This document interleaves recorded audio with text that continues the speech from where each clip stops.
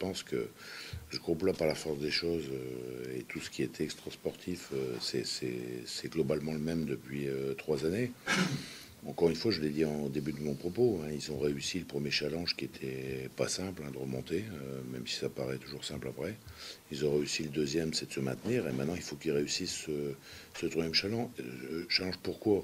Parce que la difficulté où ils se trouvent de manière individuelle et naturellement au niveau collectif sont des choses exceptionnelles qui vont leur servir dans leur vie. On sait qu'il y a des joueurs qui seront plus dans soi l'année prochaine, hein, et qui seront d'autres clubs, d'une part par le fait même des joueurs qui sont en fin de contrat.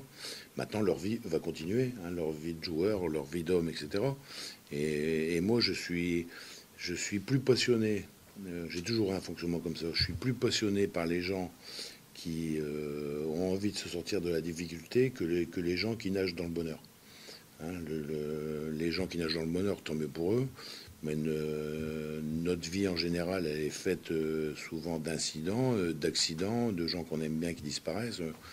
J'ai encore eu le cas il y a 48 heures avec un ami proche du club que beaucoup de gens connaissent. Bon, donc ça veut dire qu'aujourd'hui, être dans le sport de haut niveau, être dans un collectif de haut niveau, être dans une même famille au haut niveau, c'est essentiel à un moment donné de voir comment vont être le comportement des gens qui sont vraiment dans la difficulté, qui n'est qu'une difficulté sportive. Il faut aussi tout remettre dans le contexte, hein. Il y a des difficultés aujourd'hui dans le monde qui sont, même si je n'évacue pas les problèmes, qui sont plus emmerdants que d'avoir 5 points et être avant-dernier. Mais c'est ça qui est passionnant. Et ces challenges-là, on les a réussis dans une très grosse difficulté qu'après, maintenant, on peut dire 2 ans et demi après, mais bon, mais les gens qui me connaissent et qui en ont suffisamment parlé avec moi savent très bien que la guillotine n'allait pas passer très loin pour le club. Je parle du club et c'est ce qui m'intéresse. Et aujourd'hui, je dirais être dans une position comme ça sert tout le monde. Ça sert à un moment donné et c'est ça qui est fabuleux. C'est au contraire de se rassembler encore plus pour dire maintenant, bon, de toute façon, on ne peut pas avancer masqué, les points, on les a, les conneries, on les a faites, les matchs mal négociés, on les a fait. On sait qu'il y a le potentiel, parce que s'il n'y a pas le potentiel, il faut arrêter tout de suite, on sait qu'il y a le potentiel. Et c'est ensemble, comme d'habitude, hein, comme d'habitude dans la vie, c'est ensemble où on va réussir à revenir et ça va nous permettre de rebondir de manière exceptionnelle dans les années qui vont venir. Donc moi, j'ai ce sentiment-là par rapport à mon rôle de président et par rapport à ce que j'attends des gens. Et c'est ce qui rend ce côté-là, je ne suis pas maso, hein, je vous rassure, mais c'est ce qui rend ce côté-là vraiment intéressant. Moi, je me lève le matin pour venir ici, pas seulement depuis le match de Sochaux, mais j'ai pas les pieds de plomb, quoi. Je suis content de venir dans mon club.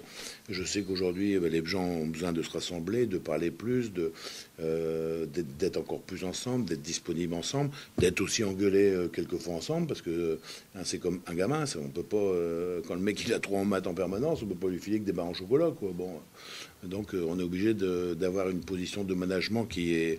Mais la position de management essentielle, c'est surtout que les gens retrouvent confiance en eux. Et ça me semble fondamental dans les jours qui viennent. Il n'y aura pas de fin du monde, j'ai dit tout à l'heure, après le match de Rennes, il y aura encore 29 matchs. Le résultat peut être positif, il y aura encore 29 matchs. Donc moi je m'attends justement que cette solidarité, c'est un mot à la mode en ce moment, quelquefois d'ailleurs très mal employé, mais cette solidarité qui est extrêmement importante pour le sport de haut niveau, là on va voir, moi je suis certain qu'on va le voir, hein, ce que ça veut dire à Lens. Et à Lens, on ne peut pas exclure le mot solidarité du dictionnaire du RC Lens. Ah ben, on va faire face comme d'hab.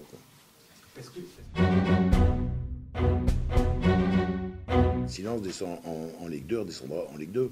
Ça veut dire que les acteurs n'auront pas été capables d'avoir cette réaction que je viens de vous citer. C'est pour ça qu'il y aura arrêt du football à Lens. Il y aura certainement un arrêt un peu plus conséquent dans le temps, parce que quand on est déjà sur 3 ans de compliqué, demander à Strasbourg, qui calculent un peu combien de temps il va leur falloir pour revenir au haut niveau.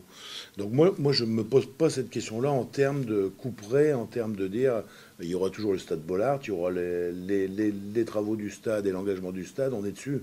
Même parce qu'on C'est pas parce qu'on a perdu 3-0 à Sochaux qu'on a dit oh putain les travaux du stade. Tu sais, il y a un mec qui m'attendait, je monte pour travailler avec lui pendant 1 heure. Là. On dit attention, on va mettre ça. Non, non, non. On continue, je dirais.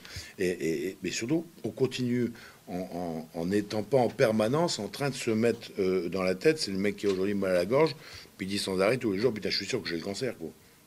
Bon, et je pense que les gens qui ont plus de chances de s'en sortir, c'est pas les gens qui ont la méthode Coué, hein, et qui disent non, c'est les gens qui arrivent à faire avancer mentalement au niveau du caractère de chacun vers le positif. Et c'est ça qui va nous attendre. Aujourd'hui, moi, je m'imagine même pas que Lens soit en seconde division l'année prochaine. C'est pas une chose que je m'imagine très très honnêtement aujourd'hui. Je m'imagine que la situation est compliquée. Oui, on le sait. On a 5 points. Oui, on sait qu'on a, je sais plus combien, 1 point ou 3 points de retard sur. Je sais qu'il nous reste 30 matchs. Aussi, c'est pas pour ça que je dis, je vais dire quand il nous restera 10 matchs, il y a encore 30 points à prendre. Mais bien sûr que non. Je suis pas devenu Meumeu ou Gaga à 56 ans. Je dis simplement, il y a une situation qui est compliquée. On va être capable d'y faire face parce que on a fait des choses plus dures, premièrement, mais ça, c'est pas une réponse. On a surtout de la qualité dans les gens qui sont autour de nous, quel que soit leur rôle dans le club, pour justement nous faire avancer et revenir tranquillement.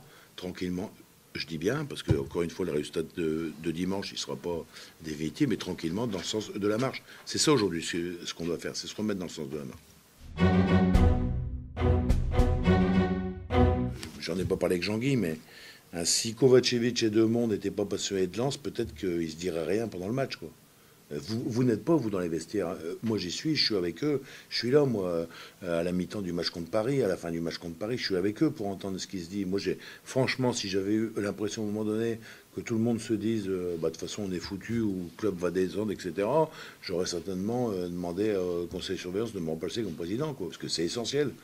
Un président qui aujourd'hui, qui accompagne aujourd'hui son groupe, c'est essentiel de savoir que son groupe, il est quand même concerné. Ils le savent tout ça.